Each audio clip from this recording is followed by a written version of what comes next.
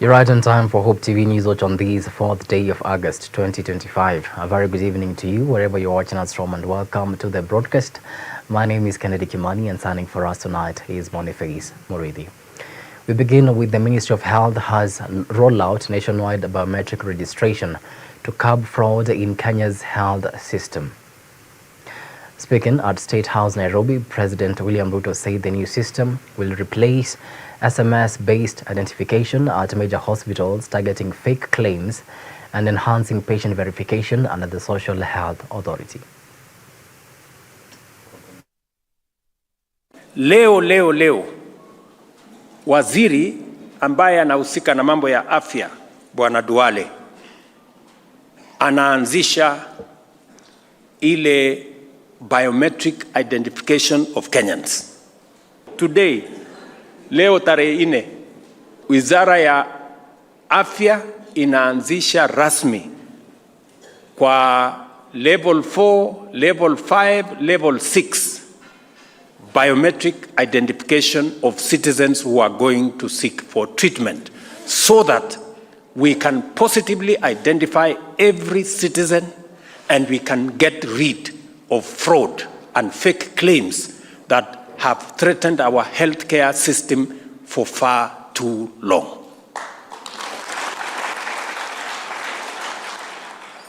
Tukimaliza sasa, hiyo ndio awamu ya kwanza. Awamu ya pili tutaenda kwa level 3 and level 2. Alafu sasa tutawafungia wakora wote nje. Ile pesa tutakuwa tunalipa, every facility tutakuwa tunalipa pesa ambayo wametumia kutibu wa Kenya. Sasa ukienda pale kama Mkenya, utakuwa na kitambulisho yako na kwa fingerprints utaweka pale, utafinya fingerprint, tutajua wewe ni fulani. Halafu tutakutibu na hakuna mtu tena atatuibia pesa, kwa sababu ile NHIF ilikuwa na matatizo makubwa sana ya wizi. Now, still matters Health Cabinet Secretary Eden Duale has banned OTP-based approvals for Social Health Authority services, replacing them with biometric IDs and a new digital app to curb fraud. Speaking at the Kenyatta University Teaching, Referral and Research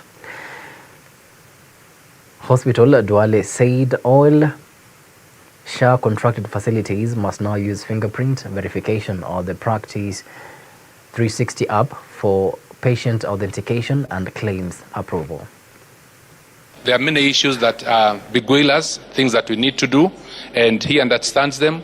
The Cancer Center is one of the most important parts that I've been discussing with the CS, and I'm sure that you remember to help us to achieve the goal that we have, to have this as a truly referral hospital where we shall keep Kenyans and regional patients from going away to European and Asian countries for treatment. Our goal is to have this as the end place where patients will be treated and they go home cured. This biometric will help us in eliminating fraud and misuse of the benefits. It will also reduce paperwork. It shortens queues of our patients, and it ensures more time is spent on patient care. And this morning I have gone through that process, and I want to confirm to the country that that is what is happening. The time our patients spend is less, and we are spending now more on the care of our patients. Now, the Kenya Human Rights Commission is calling for the immediate abolition of the Hustler Fund, describing it as an illegal initiative that has failed to live up to its promises. In a report titled "Failing the Hustlers," the Commission argues that despite political backing, the fund has not achieved its goals of enhancing financial inclusion or providing real economic empowerment to its target beneficiaries. You can't bow. It means you don't get development. I'm wired not to bow to nonsense. So you find that that's where the problem is. You have a funeral somewhere, the president attends, or a public event. They begin making mini budgets as the president is there. We require this, we require this, we require that. And these are MPs who have made a budget that the president has disregarded because he already has the money. He doesn't need the parliament. So you end up with an imperial presidency with a very, very, what I would call, what's the name? Lapdog parliament. You have a lap. And so, if we want to fix this thing, let us go back to the design of the Constitution and begin by setting up an independent treasury. Take the power of the purse away from the president. It's a flawed system. It's a flawed fund. Reasons have been outlined why it is flawed and why it is therefore unsustainable. And therefore we are not asking for it to be managed prudently. We are asking for the decommissioning of this fund. Now away from that, and CIA Speaker George Okode has dismissed as fake a resignation letter allegedly from Governor James Orengo, who has been out of the public eye for a month. Okode says Orengo remains the governor, currently abroad on a private mission, and that county functions continue as normal. Okode has clarified that while he is representing Orengo, he is not the acting governor, stressing the deputy governor's role depends on duties delegated by the governor.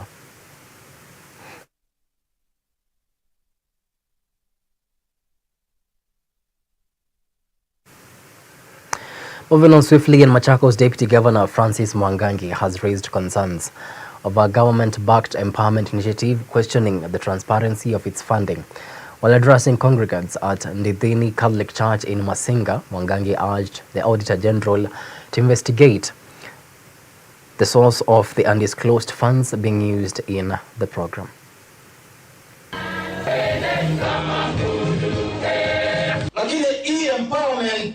Inafanyika Gavana Wavinya Ndeti, Kalonzo Musyoka na Mheshimiwa Rais wa tatu wa Jamhuri ya Kenya Mheshimiwa Mwai Kibaki alijua hayo na kukakuwa na Youth Enterprise Fund, maneno ya wanarika. Kukakuwa na fedha ya kina mama ikakuwa kule Women Fund. Sasa hii hao wameanza na wakaongeza uwezo fund. Hii hao sisi hatuna wao waendelee na hiyo. Lakini tunataka watujibu swali moja. What is the source of the millions that is being dished everywhere across this country? Kwa sababu hiyo ni kuharibu uchumi wa taifa letu la Kenya. Now, a former lands commissioner and a co-accused have been charged with conspiracy to illegally acquire land worth over 300 million shillings in Nairobi West. Sami Silas Komenda Moita and Brian Kiplagat have faced 7 charges, including abuse of office and forgery. Moita denied the charges in court, while Kiplagat has been summoned to take plea. The accused are not flight risk. There is the whole history of them being in this court. As directed, the second accused person will attend court tomorrow.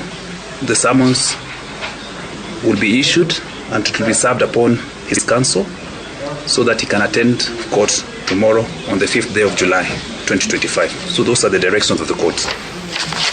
Well, it is exactly 12 minutes past the top of the hour. Time now for a short break, but immediately after, I'll be back with the business and sports news. Stick around.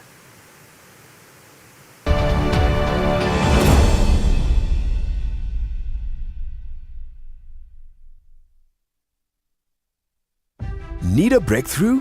Start with prayer. Watch and Pray with Mama Ada Adoyo isn't just another show. It's a lifeline where we pray boldly, believe truly, and carry one another in faith. Join us every Monday evening from 8 to 9 p.m. only on Hope TV. There's a world out there searching for hope, and you can help bring it home. By becoming a friend of Hope, you're helping us share the love of Jesus through Hope FM and Hope TV.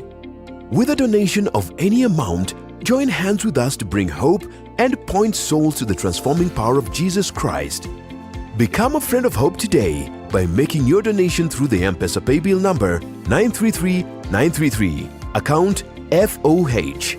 For more information on how to become a friend of Hope, call 0116 212 723 or email customer experience at hopefm.org or visit www.hopemediakenya.org. Friends of Hope, keeping hope alive.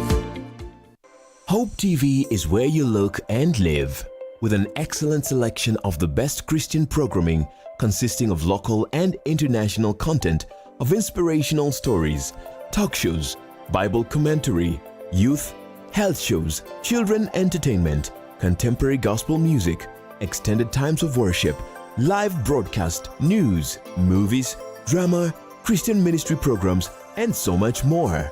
Hope TV is another quality service from Christ is the Answer Ministries, with over 45% of authentic and credible local content every week. Hope TV is a sister station to Hope FM, Kenya's leading Christian radio station, with footprints across the country. Tune in to Hope TV, where you look and live.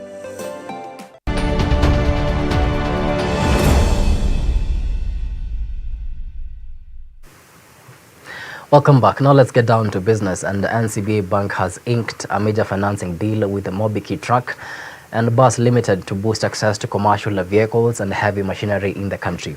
The partnership will offer up to 100% financing for new assets, including MAN trucks, run-on trailers, and Hyundai equipment, targeting sectors like agriculture, construction, and transport.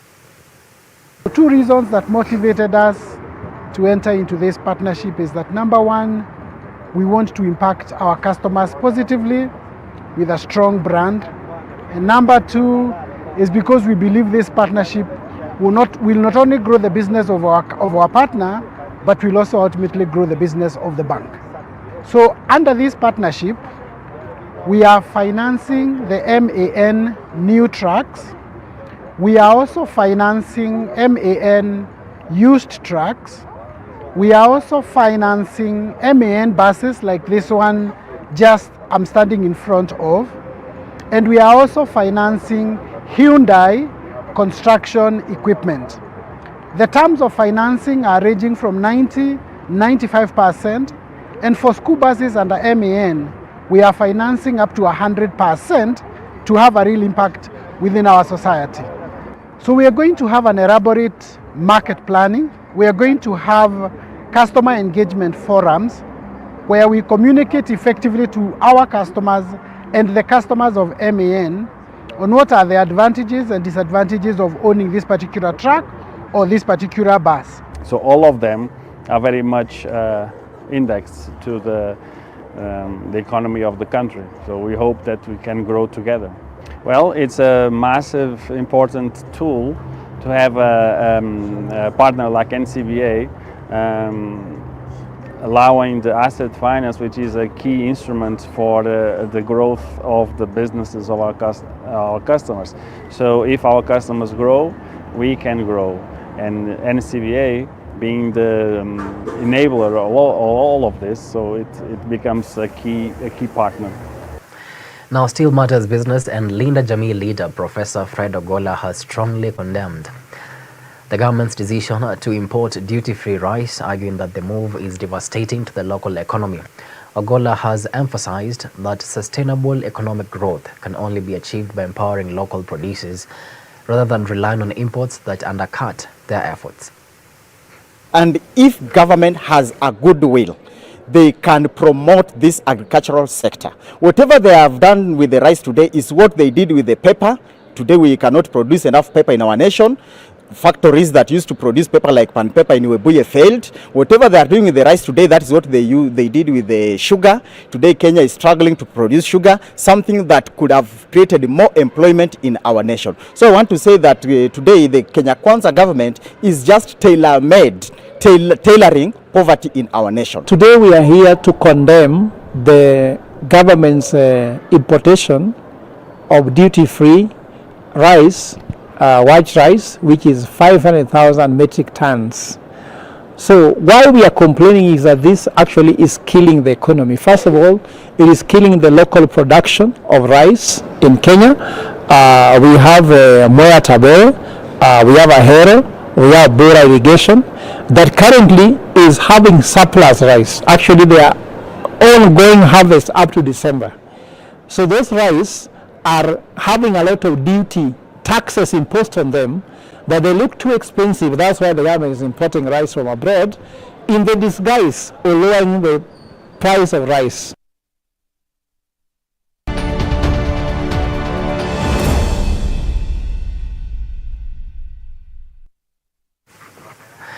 Now into some sporting action now. Austin Odhiambo's first half goal was enough to secure a 1-0 victory for Harambee Stars as they edged past DRC in their CHAN opener. With the win, Kenya moved into second place in Group A behind Morocco, who opened their campaign with a 2-0 win over Angola.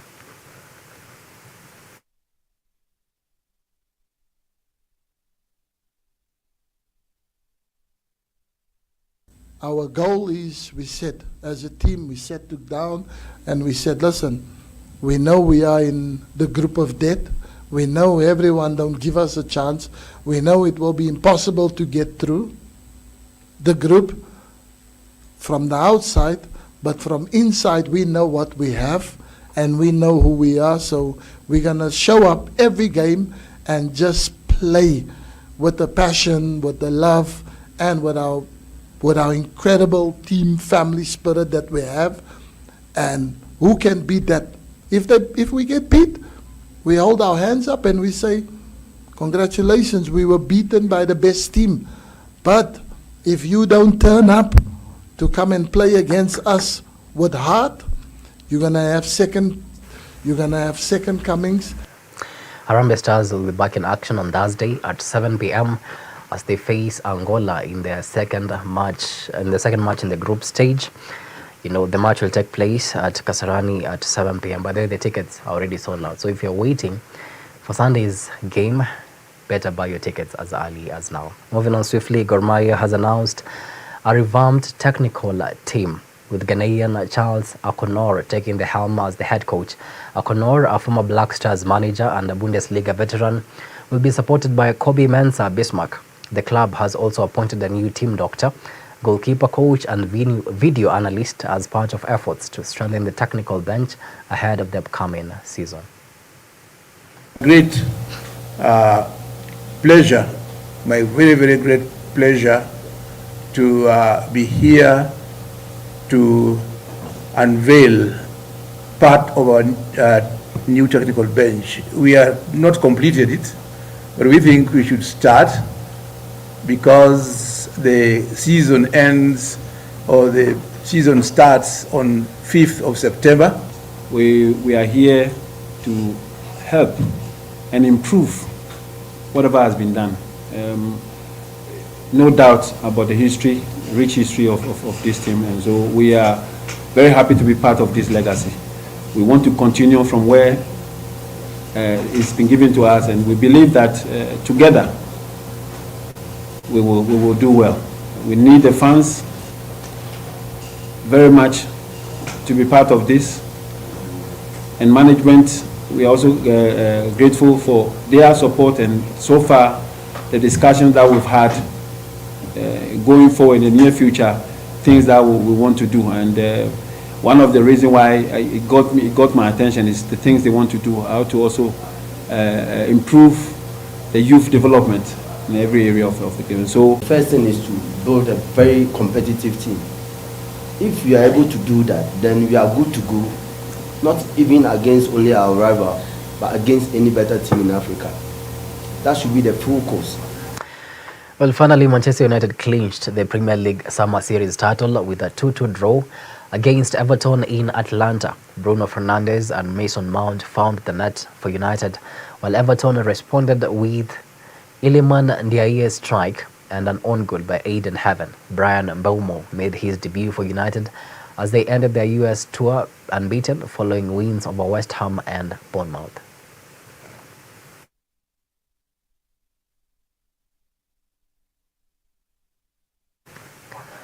Well, with that, we come to the end of our news tonight. Many thanks to you for making time to watch Hope TV Newswatch. We really do appreciate the value of your time. On behalf of the amazing team that made this bulletin a success, have yourselves a blessed night. My good name is Kimani, and signing for us tonight has been Boniface Moridi.